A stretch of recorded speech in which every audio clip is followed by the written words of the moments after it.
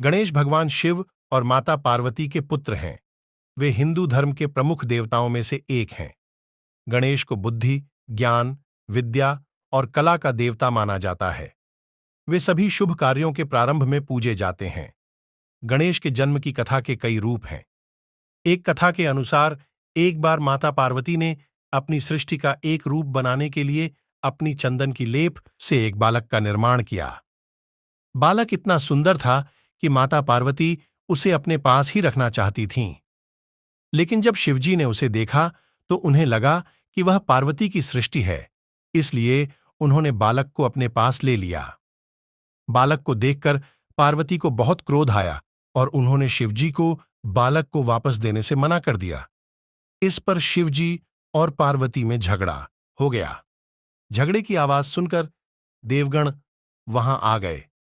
उन्होंने दोनों को समझाने का प्रयास किया, लेकिन कोई फायदा नहीं हुआ। अंत में सभी देवताओं ने ब्रह्मा जी से सलाह लेने का निर्णय लिया।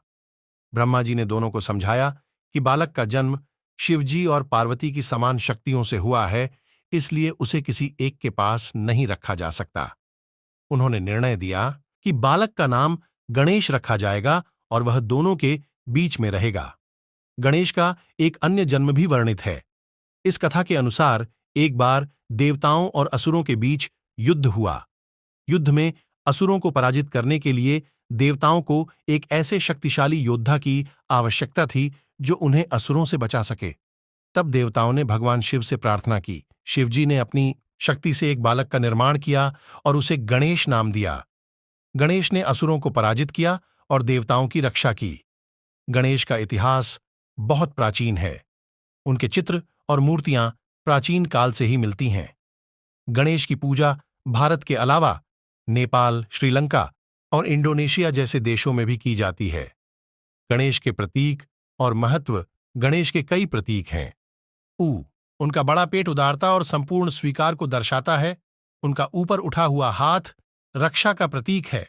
उनका झुका हुआ हाथ, जिसमें हथेली बाहर की ओर है, अनंत दान और आगे झुकने का निमंत्रण देता है। गणेश एक दंत हैं, जिसका अर्थ है एकाग्रता। वे अपने हाथ में जो भी लिए हुए हैं, उन सब का भी अर्थ है।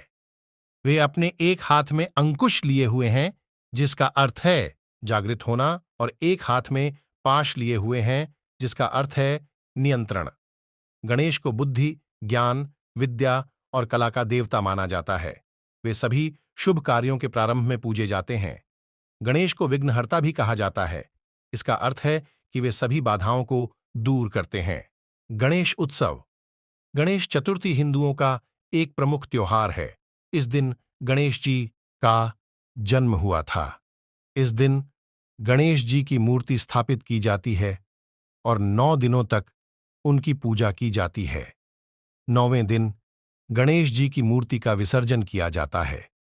गणेश चतुर्थी को भारत के अलावा नेपाल, श्रीलंका और इंडोनेशिया जैसे देशों में भी मनाया जाता है।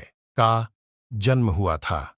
इस दिन गणेश जी की मूर्ति स्थापित की जाती है और 9 दिनों तक उनकी पूजा की जाती है।